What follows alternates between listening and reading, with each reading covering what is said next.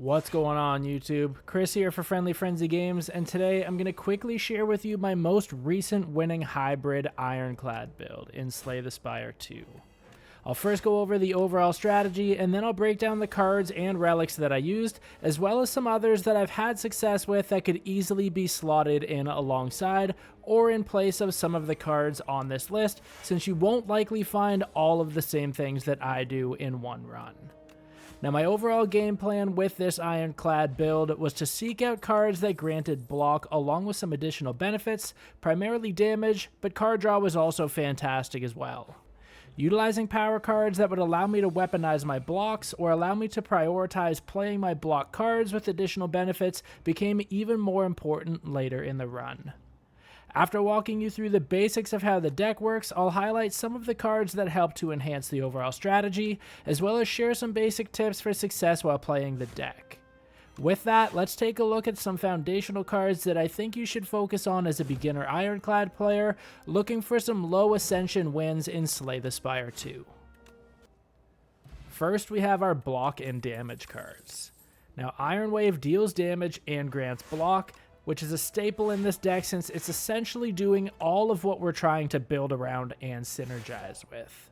Fisticuffs grants block based on the amount of damage done on the attack, so if you happen to have strength stacks or vulnerable played against the enemy, you get an increased bonus to both attack and block at the same time.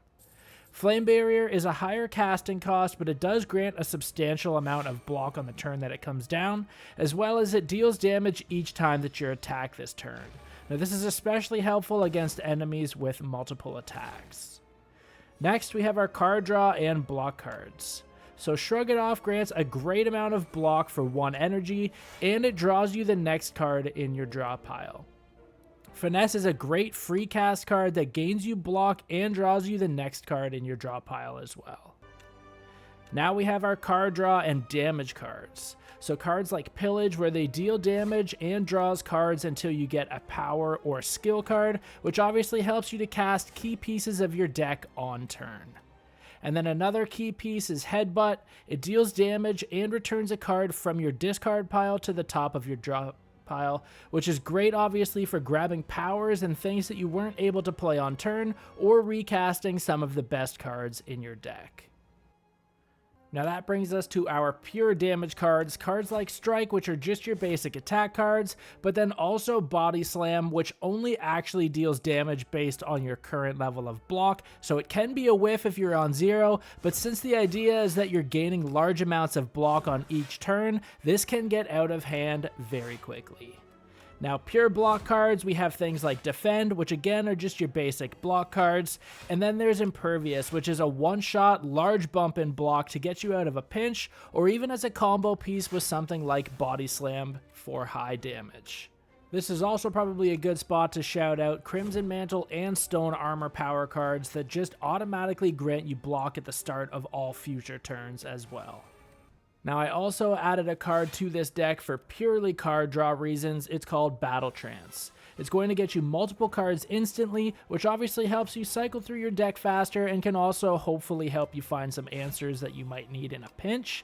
But the really cool part is that it's going to allow you to play those cards, since it saves you all of your energy as this card is casted for free. Now, these cards will reward you for playing block cards by dealing damage at the same time.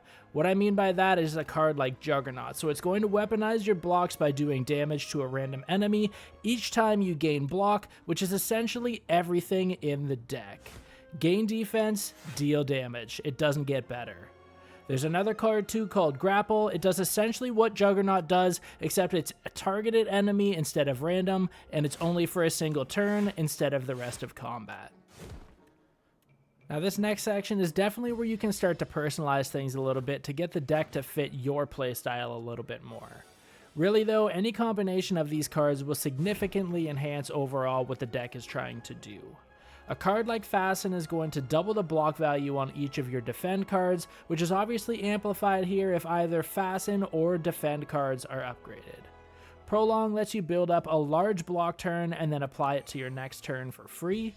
Stampede plays a random attack that's left in your hand at the end of every turn, which allows you to prioritize playing cheaper attacks and more blocks or powers in favor of Stampede casting the more expensive attack cards and dealing damage for free. Pyre grants an additional energy each turn to help you play more cards, which is ultimately the name of the game. Mayhem will cast the top card of your draw pile at the start of each turn for free, which obviously works great if your deck is highly synergized, especially if it's going to drop an expensive power or block for you. Armaments is best when it's upgraded, as it's going to upgrade all of the cards in your hand for the entirety of combat, otherwise it's just a single card each cast. Blockade is one of the MVPs of the build, but it's not that easy to find, but it's going to store all unused block from turn to turn instead of it just falling off. This can essentially make you impervious to damage and grants huge damage when paired with cards like Body Slam. Now, Unmovable is also going to grant double the block value from the first card with block that's played each turn. Now that we've covered the main build, I'll quickly generalize the relics to keep an eye out for, as well as highlight a few that'll help make the deck pop even more if you can find them. Now in general, any relics that are going to grant you the plating effect like Gorget, dexterity stacks like Oddly Smooth Stone, additional relics like Small Capsule, and or energy like Candelabra are extremely helpful and slot in seamlessly with what the deck is doing. Yummy Cookie is an ancient relic that allows you to upgrade 4 cards of your choice, which early on, bumping 4 defend cards sets you up very well off the hop to make a deep run. Daughter of the Wind is an event relic that's going to gain you 1 block each time that you play an attack, so again, doubling down on the block and attack synergies of the deck. Razortooth is an awesome rare relic that upgrades any attack and or skill card for the remainder of combat as soon as you play that specific card for the first time.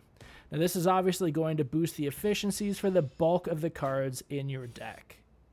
Royal Stamp is a shop relic that's going to allow you to choose an attack or skill card in your deck and imbue it with Innate and Retain.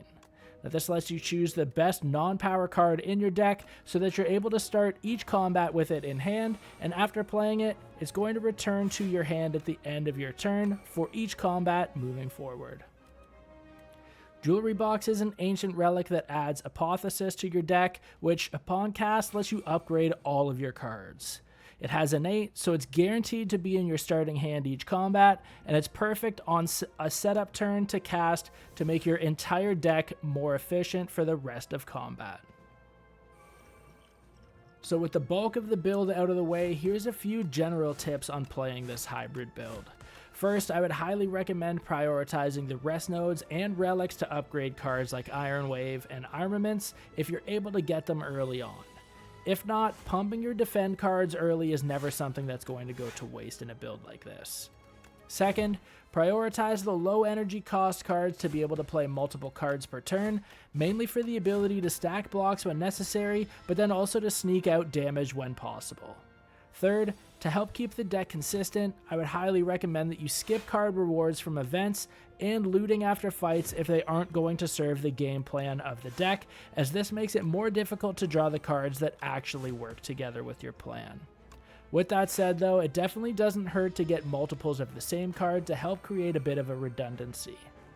This is particularly useful on cards that are both dealing damage and granting block on a single cast to ensure that you're moving fights along while maintaining your HP. Lastly, don't underestimate the ability to draw cards to cycle through your deck in hopes of finding the answers that you might need right away. Cards like Battle Trance really do help, as they draw 3 cards at a minimum for free, giving you more options to play in a given moment, all while leaving you full energy to play those answers. Now that brings us to the end of this hybrid Ironclad build guide in Slay the Spire 2. I'm hoping that you were able to learn something, and if this video helped you, give it a like and let me know in the comments. While you're here, subscribe to Friendly Frenzy Games for much more Slay the Spire 2 guides just like this one.